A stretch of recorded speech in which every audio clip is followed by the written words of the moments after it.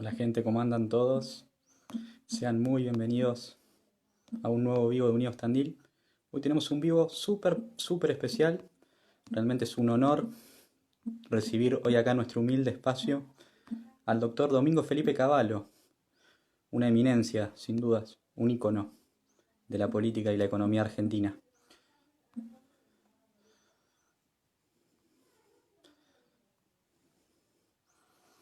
Hola, vale. Justo lo escribí. Ahí está el doctor Domingo Cavallo. A ver, lo vamos a invitar.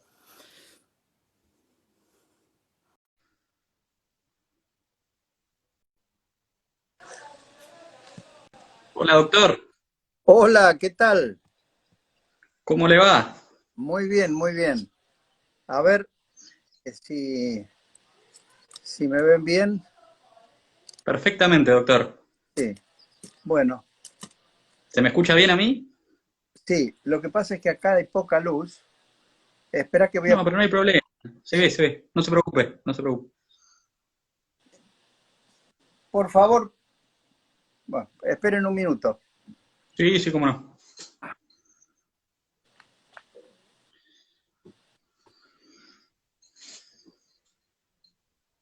¿Cómo prendo la luz acá solita? Ahí está. No, quería prender la luz, pero ahora cierren esa puerta. Sí, no hay ruido. Ok, ahora creo que... Ahora perfecto, doctor. Muy Es bien. realmente un honor tenerlo acá en nuestro humilde espacio, así que le agradezco de corazón. Digamos, somos un partido en formación a nivel nacional y acá en la ciudad, así que es realmente un honor tenerlo con nosotros. Bueno, eh, les deseo también mucho éxito con el partido. Oh, No se perdón. le movió. Ahí está. Esto, el, el, si uno no tiene dónde apoyar bien el teléfono, es difícil manejarse con A mí esta. me pasa lo mismo, lo puse con una taza, improvisé un poco. Sí, sí. Así que, bueno, doctor, realmente un placer tenerlo acá, repito, y bueno, vamos empezando, si le parece. Sí, sí, sí, como quieran. Quiero empezar, usted seguramente, doctor, está muy acostumbrado a preguntas técnicas sobre economía y demás, pero quiero empezar con preguntas un poco más personales. Por ejemplo, usted me imagino que se considera liberal, ¿no, doctor? Me gustaría Sí. que me diga, digamos, con qué tipo de liberalismo se identifica más, con el liberalismo clásico, el minarquismo. Sé Ah, que anarcocapitalista no es, ¿no? Pero yo no me, yo no ando haciendo propaganda respecto a una u otra versión del liberalismo. Yo creo que eh, ser liberal significa priorizar la libertad y, por supuesto, el derecho de el respeto a los derechos de propiedad. Y, pero no hay que ser dogmático, hay que ser más bien pragmático. Las sociedades son complejas, tienen toda una historia y en cada momento de esa historia hay posibilidades de avanzar hacia una mejor organización económica y social que sin duda va a tener un ingrediente más grande de libertad y de respeto a esos principios del liberalismo, ¿no? Pero eh, eh, yo creo que no hay que dogmatizar en ese sentido, ¿no? Hay que ser práctico. excelente. Vamos con otra. Le quería plantear, por ejemplo, ¿podría decirme un top 5 de los mejores presidentes que tuvo la República Argentina o sus mayores referentes, si se quiere, argentinos? De todos los presidentes, Sí, o 3, 5, lo que usted quiera. bueno, yo creo que el Domingo Faustino Sarmiento y Avellaneda fueron dos presidentes muy buenos, Roca también, y sobre todo Carlos Pellegrini, ¿no? Carlos Pellegrini fue un gran presidente, un periodo nada más que de 4 años, porque él era vicepresidente y asumió cuando renunció Juárez Selman, ¿no? Estos fueron grandes presidentes de la Argentina. Ya más cerca, yo creo que Frondizi fue un buen presidente y bueno, yo creo que también Menem fue un buen presidente con sus más y con sus menos, ¿no? En fin, eh, por supuesto los presidentes históricos, los del periodo que va hasta principios del siglo XX, eh, mm, tuvieron más éxito, digamos, que los presidentes posteriores, ¿no? Ellos realmente eh, organizaron la nación sobre la base de los principios que estaban en la Constitución Nacional y encontraron una forma muy inteligente de insertarnos en el mundo. Y bueno, en ese periodo Argentina progresó muchísimo, ¿no? Por eso se los destaca. Excelente, Domingo. Le quería preguntar también, cuando uno escucha a usted, inmediatamente piensa en la economía, ¿no? Es un ícono de la economía argentina, es realmente una eminencia. Pero me gustaría preguntarle sobre si usted tiene una visión republicana, ¿no? De defensa de la libertad, de la vida, de la propiedad privada. Me gustaría que me cuente un poco sobre eso también. Por supuesto, por supuesto. Yo toda la vida, desde que era estudiante secundario y sobre todo universitario, pero a través de toda mi trayectoria como investigador, como profesor universitario y luego como político, siempre tuve en mente los principios organizativos de la Constitución Nacional, no solo en los aspectos políticos, sino también en los aspectos económicos. Yo siempre cuento que uno de los primeros libros que yo encontré muy interesantes sobre economía no tenía nada que ver con lo que me enseñaban en la universidad. Era el libro de Juan Bautista Alberdi sobre el sistema económico y rentístico de la Confederación Argentina. Y eh, luego, ya formado profesionalmente en economía, siempre que tenía que investigar un problema o buscar una solución, lo primero que hacía era ver cómo enmarcar la solución en el respeto a esos principios económicos de la Constitución Nacional. Y por supuesto, la división de poderes en lo político, lo mismo que el sistema federal y por supuesto la democracia, son principios muy importantes, pero junto con eso está el respeto a las libertades y por supuesto al derecho de propiedad y a organizar la sociedad sobre la base de esos principios, ¿no? También en aspectos económicos. Así que yo siempre pensé de esa forma. Excelente. Bueno, me gustaría hacer un pequeño repaso sobre su gestión en la presidencia del doctor Carlos Menem. Eh, Uno cuando escucha sobre esa época, ¿no? Sobre los 90, hay una gran demonización de ese proceso, ¿no? Que ustedes llevaron adelante. Y es realmente lamentable el adoctrinamiento que hay. A mí me preocupa muchísimo el adoctrinamiento que hay en las escuelas, en las universidades, con respecto a esa época y a lo que se llama el neoliberalismo, ¿no? Que así se lo conoce en las aulas de forma despectiva. Me gustaría, bueno, primero reivindicarlo a usted por esa gestión, la verdad que me parece que fue una gestión excelente, que hizo lo que tenía que hacer y, digamos, hizo algo que la casta política jamás le perdonó, que es tocar sus intereses, meterse con las mafias enquistadas en el poder, digamos, tocar, digamos, todos los curros, los negocios de los políticos, ¿no? Por ejemplo, imagínense que le cortó incluso la emisión monetaria. Entonces me parece que, bueno, bajó el gasto, bajó los impuestos, es decir, yo creo que es por eso que a usted se lo ataca de esa manera, ¿no? Porque usted se metió con lo que nadie se animó en la República Argentina.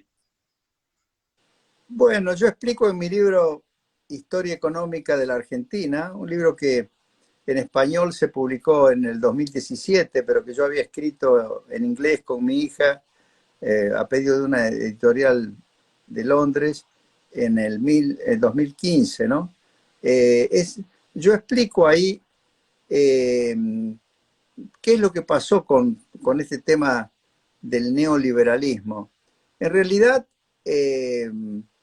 lo que se denominaba o se propagandizaba como el consenso de Washington en la década de los 90, yo sostengo en mi libro que fue un consenso latinoamericano. En prácticamente todos los líderes políticos y sus asesores económicos, sus ministros de economía, se embarcaron en reformas de la misma naturaleza y que tenían que ver con, por un lado, la búsqueda de salir de los procesos inflacionarios y sobre todo estanflacionarios y en algunos casos hiperinflacionarios que habían sucedido o que habían afectado a nuestras economías.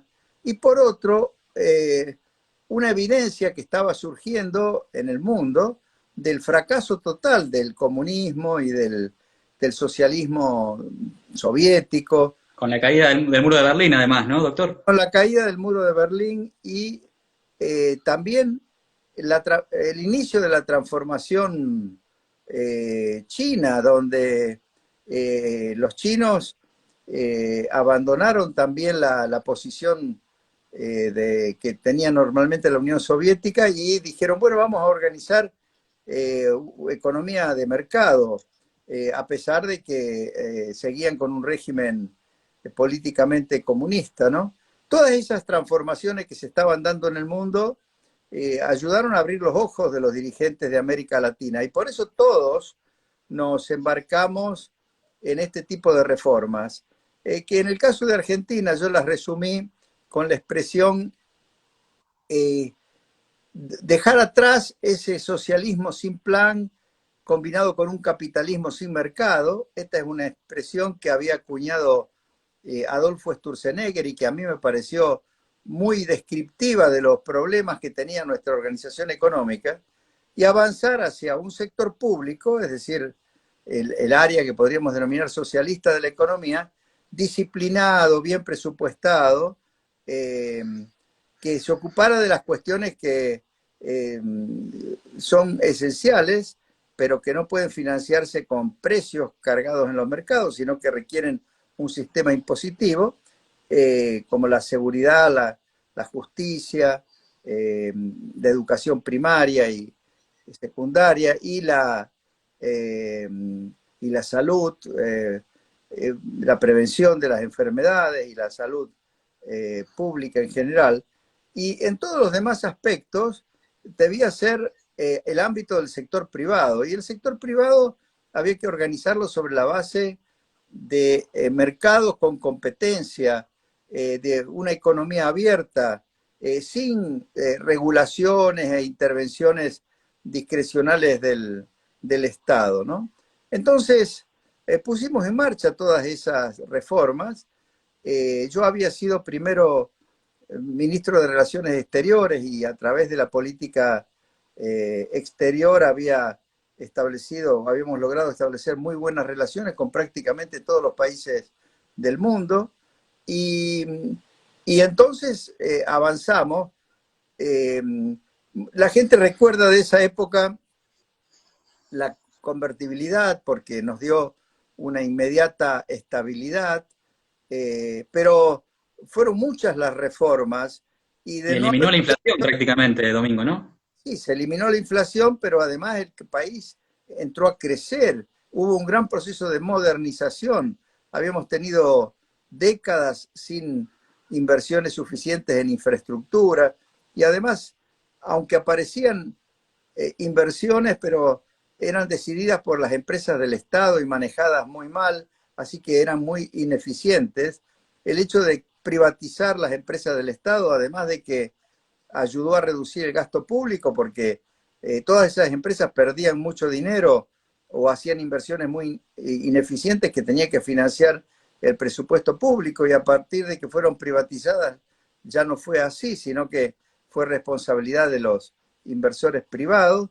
Y bueno, se produjo una gran modernización de la infraestructura y del aparato productivo. Por supuesto, todas las transformaciones tienen sus costos, ¿no? Argentina tenía mucha gente ocupada en actividades de muy bajo nivel de eficiencia o simplemente en el sector público, en las empresas del Estado, la gente estaba disfrazada de ocupado, pero en realidad no producía nada. Entonces, claro, el proceso de privatización significó que esos puestos de trabajo, digamos que no eran productivos, desaparecieron, pero así todo logramos aumentar el nivel de empleo, no lo suficiente para satisfacer toda la demanda de trabajadores, y por eso los índices de desocupación muestran una tendencia creciente, ¿no?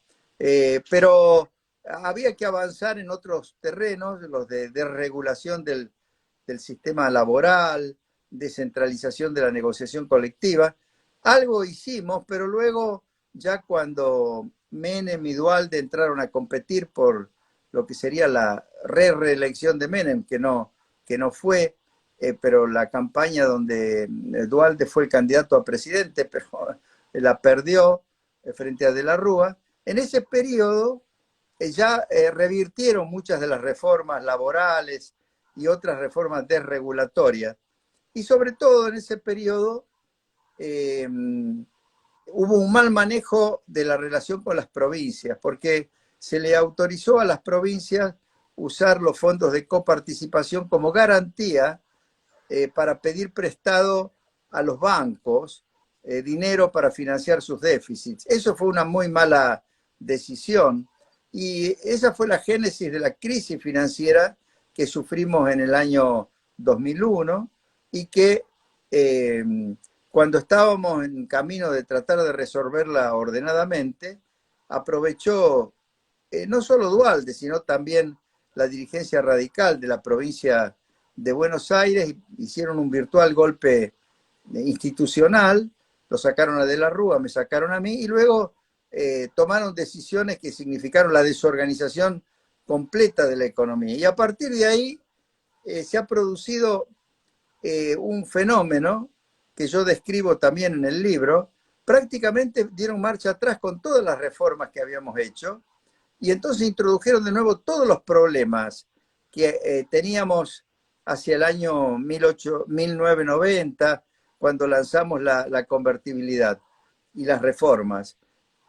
Ahora estamos como entonces, es decir, como antes de todas esas reformas, con alta inflación, con muchos años de estanflación, con un deterioro de muchos rubros de infraestructura, con empresas que han sido reestatizadas y que generan fuertes pérdidas, con un nivel de gasto público que es como 10% del Producto Bruto más alto de lo que era en aquella época, una presión fiscal también muchísimo más alta, pero a pesar de lo alto que es la presión fiscal, todavía genera un déficit muy grande, y por supuesto con emisión monetaria descontrolada, que es la que explica esta inflación persistente que estamos sufriendo, ¿no? En fin, se ha vuelto a una situación como la que resolvimos en aquel momento. Ahora, yo les quería explicar esta cuestión de la teoría de que el neoliberalismo es malo y produce malos resultados. ¿Qué ocurrió? Todos los comunistas y socialistas estatistas que adherían a regímenes como el de la Unión Soviética o el de la vieja China antes de la transformación de Deng Xiaoping, todos estos nostálgicos del marxismo se encontraron absolutamente descolocados frente a las transformaciones que experimentaban hasta la misma Rusia, la misma China, los países de Europa Oriental y todos los países de América Latina, que se movían en la dirección de economías de mercado integradas al mundo, con sectores públicos más disciplinados. Entonces, tenían que ver cómo se reubicaban ellos en la crítica al capitalismo que ellos habían hecho para defender al comunismo y al socialismo. Entonces ahí ya empezaron a decir que todas estas reformas eran liberales.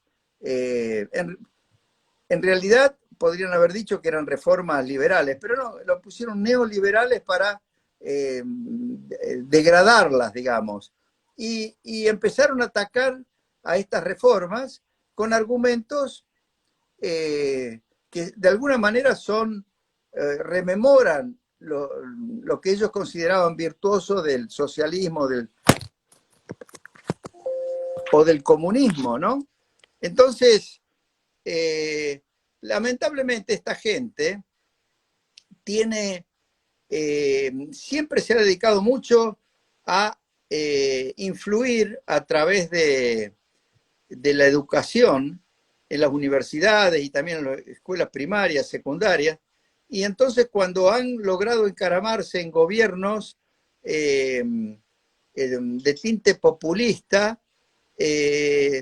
han reintroducido esta doctrina y bueno, y por supuesto han tergiversado totalmente la historia, ¿no? Imagínense, hay un señor Piglia, que era y sigue siendo de alguna medida el historiador más promocionado por el kirchnerismo y por todas estas corrientes que atacan al neoliberalismo, que prácticamente ha cambiado o pretende cambiar toda la historia de la Argentina, ¿no? Yo espero que los estudiantes universitarios que se interesen por la economía y también por la política, por supuesto, lean libros como el mío, y hay otros libros, por supuesto, de historia económica de Argentina y del mundo, que los ayuden a entender bien cuál es la problemática y se saquen de arriba estos prejuicios de estar en contra del liberalismo, del neoliberalismo, o decir que nos ocupamos de los números y no de las personas. Eso es una visión totalmente equivocada de lo que es lo que fueron, por ejemplo, las reformas de los 90, que se mantuvieron en otros países. Por ejemplo, Chile perseveró con esas reformas, también Perú, también Colombia, también en alguna medida México hasta hace poco, y otros países, sobre todo Venezuela, pero nuestro país también, Bolivia, Nicaragua, tomaron otra ruta, tomaron la ruta esa que les definió Chávez del socialismo del siglo XXI.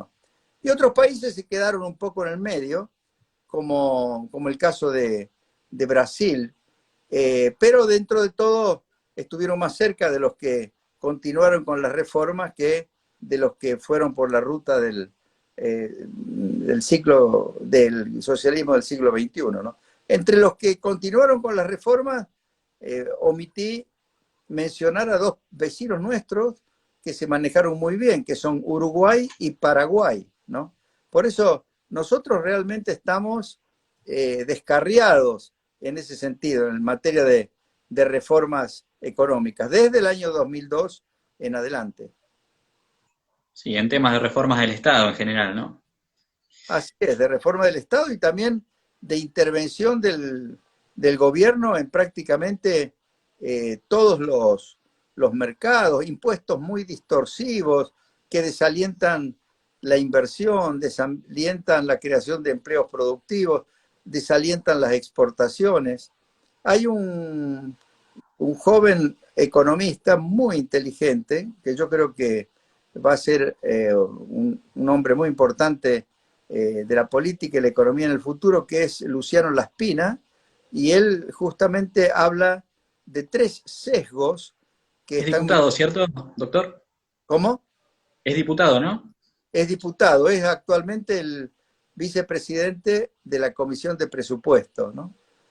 Luciano Laspina habla de 3 sesgos, que me parece que es una muy buena descripción de los problemas de organización económica que hoy tiene Argentina. Un sesgo antiexportador, que eso es mencionado por muchos economistas, pero también un sesgo antiinversión y un sesgo antiempleo, ¿no? Y esos 3 sesgos tienen que ser de alguna manera removidos si es que queremos que Argentina recupere estabilidad, crecimiento y ofrezca buenos empleos y buena calidad de vida a los trabajadores, ¿no? Sí, y un sesgo de avance constante que se puede ver hoy en día, ¿no? Contra la propiedad privada. Ah, bueno, eso es realmente, este, es alarmante que el presidente Alberto Fernández haya dicho hoy que le parece muy bien el plan este que tiene Grabois para supuestamente llevar a la gente a trabajar de nuevo al campo. Si lo va a hacer con las metodologías estas que se pusieron de manifiesto en la ocupación del campo de la familia Echeverre, o por las tomas de tierra que se están haciendo en distintos lugares del país, bueno, sin duda va a ayudar a destruir, no a construir una buena base económica para la Argentina, ¿no? Bueno, cuando usted mencionó a Perú, yo recordé, digamos, cuando usted instaló este sistema realmente bimonetario, ¿no? Que hoy en día, por ejemplo, la otra vez está tan en boga esta palabra porque Cristina Kirchner lo escribió en esa carta, ¿no? Que dirigió a Alberto Fernández, habló de que Argentina era un sistema bimonetario y que ese sistema no funcionaba. Pero lo que hay que decir es que el verdadero sistema bimonetario de Argentina es el que instaló usted en la década del 90, ¿no? Con, digamos, una competencia entre el dólar y el peso, o sea, y poder usar el dólar como una moneda de curso legal. Así es. Bueno, el bimonetarismo que critica Cristina es el bimonetarismo que, de hecho, se logra cuando hay alta inflación en una economía y la gente naturalmente busca proteger sus ahorros valiéndose del dólar. Pero en los países que han entendido que esta es una realidad con la que hay que vivir y han actuado inteligentemente, lo que han hecho es primero legalizar el uso del dólar, no considerarlo algo ilegal, ponerlo en, ponerlo en competencia con el peso, permitir que se hagan todo tipo de operaciones de la misma forma y luego manejar bien desde el Banco Central no solo el control de la expansión del crédito en pesos, sino también en dólares, como lo hace precisamente Perú y también Por eso Uruguay. pensé, cuando dijo Perú, mencionó Perú, doctor, pensé justamente Entonces, en el bimonetario. y además, un sistema bimonetario bien manejado, finalmente va a llevar a que se jerarquice el peso, la moneda local, pero que se jerarquice por confianza, como ocurrió en Perú, no por imposición, no porque sea obligatorio utilizarla, porque basta con que el gobierno la transforme en moneda de uso obligatorio, la gente dice, ah, porque me quieren cobrar el impuesto inflacionario a través de esa moneda y por supuesto se va a escapar como se escapa de la moneda en Argentina, ¿no? En el sistema de la convertibilidad teníamos dos monedas, el peso y el dólar. Para que la gente se acostumbrara a utilizar el peso, al principio el peso, como nacieron todas las monedas fiduciarias del mundo, antes de ser moneda fiduciaria, tenía un respaldo. En el caso del peso, dijimos el respaldo es el dólar y tiene una relación fija con el dólar. Pero la idea era que cuando adquiriera suficientemente fortaleza y confianza el peso, pudiera flotar y entonces íbamos a tener dos monedas, el peso y el dólar, y la gente podía usar la que considerara más conveniente y hubiéramos funcionado como funciona Perú. Lamentablemente no se llegó a esa etapa y bueno, y toda la idea ahora está un poco desjerarquizada. Por eso yo no hablo ya de volver a la convertibilidad, sino de avanzar hacia un sistema bimonetario bien manejado como el de Perú. Y bueno, y en el futuro eso debería llevar a que cada vez se jerarquice más nuestra moneda, pero por confianza y no por imposición de la ley, ¿no? estaba Bueno, trabando un poco, eh, creo que ahí volvió a ver. Ahí está. ayer tuvimos problemas acá porque estamos, bueno, yo estoy en Estados Unidos y a veces corte de electricidad y no funciona bien el internet, ¿no? Así que ayer me ha pasado, estaba en una reunión por Zoom y de repente me quedé sin conexión. Bueno, y ahora tengo pronto otra reunión, por eso no quiero alargarla mucho a esta, ¿no? No sé si me quieren hacer alguna otra pregunta. ¿Me escuchás? Se está trabando un poco, no sé la gente si lo escucha bien, a mí se me traba un poco. No sé si es mi wifi o el suyo, doctor. Sí, la verdad puede ser el mío, porque ya Ahí este está, problema ahora sí. lo tuvimos ayer, ¿eh? Lo tuvimos ayer. Bueno, pero eh, otro día Le podemos... quería preguntar, doctor, Sí, disculpe, con respecto al bimonetarismo que usted mencionaba de forma muy buena, le quería preguntar, eh, digamos, ¿usted cree que Argentina debe limitarse a un bimonetarismo o incluso puede llegar alguna vez a una libre competencia de divisas, que cada uno elija, no sé, yo quiero ahorrar en euros, el otro quiere ahorrar en yenes, o sea, ¿se puede incluso permitir eso en algún momento en Argentina? sí, bueno, en realidad eh, el régimen tiene que ser de libre elección de la moneda, ¿no? Yo digo bimonetarismo porque obviamente que en la práctica la gente se maneja o con pesos o con dólares, ¿no? Pero una vez que se autorizan a las monedas extranjeras para que sean monedas de curso legal en la Argentina, prácticamente habría libre elección de la moneda. Esa es una... Ahora, es cierto que eh, finalmente va a haber una moneda que va a dominar a las demás o va a ser preferida por una cuestión también de simplicidad en el funcionamiento de la economía. Esa moneda puede ser el peso si es que adquiere prestigio y confianza en el futuro. En ese sentido, nos transformaríamos en una economía bastante parecida a las del resto del mundo, que tienen su moneda nacional, pero sin negar la posibilidad de que también puedan manejarse con otras monedas, ¿no? O podría llegar a ocurrir que fuera lisa y llanamente el dólar, porque si la gente termina repudiando el peso porque ve que el gobierno no lo cuida para nada, en la práctica se produce una dolarización total. Claro, Eh, doctor, pero no por imposición, esa es la gran diferencia, ¿no? O sea, no se bien, impone, digamos, se así, mantienen las dos monedas y, digamos, en cualquiera todo de caso, por la las dos, demanda del dólar, termina prevaleciendo sobre el peso. exacto, cualquiera de las dos cosas tiene que ser por voluntad de la gente, porque la gente considera que es lo que más le conviene, ¿no? Bueno, si me perdonan, yo voy a tratar de interrumpir aquí y podemos continuar otro día con este mismo tipo de conversación. Pero resulta que tengo que prepararme para una próxima que tengo comprometido y además quiero estar seguro de que el sistema de Wi-Fi acá funciona bien, porque si no voy a tener el mismo percance que tuvimos con ustedes. ¿Mm? Perfecto, doctor, perfecto. Muchísimas gracias. Realmente un honor, le repito. Y bueno, realmente quería, digamos, demostrar que no es cierto lo que se dice sobre usted y reivindicarlo un poco, ¿no?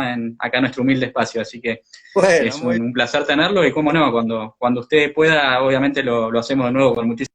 y saludos, veo que tienen muchos seguidores. Ahí yo los decidí seguirlos en Instagram. Veo que tienen ya muchos seguidores. Les deseo mucho éxito en esta tarea. ¿Mm? Bueno, Domingo, no le sacamos Muy bien. más tiempo, doctor. Muchísimas gracias. Bueno, un gran gusto. Hasta luego. Adiós.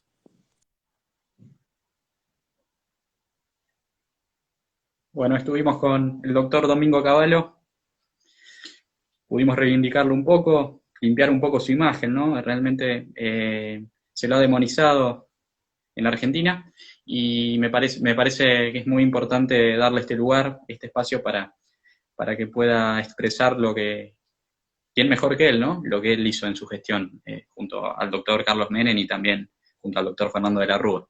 Así que, bueno, quedaron algunas preguntas ahí en el aire, pero ya vamos a poder hacérselo seguramente otro día, Dios mediante. Así que, bueno, muchísimas gracias a todos y hasta luego. Ahí abajo tienen el link de afiliación. Gracias a todos los que se sumaron. Somos Unidos Argentina, en este caso, Unidos Tandil.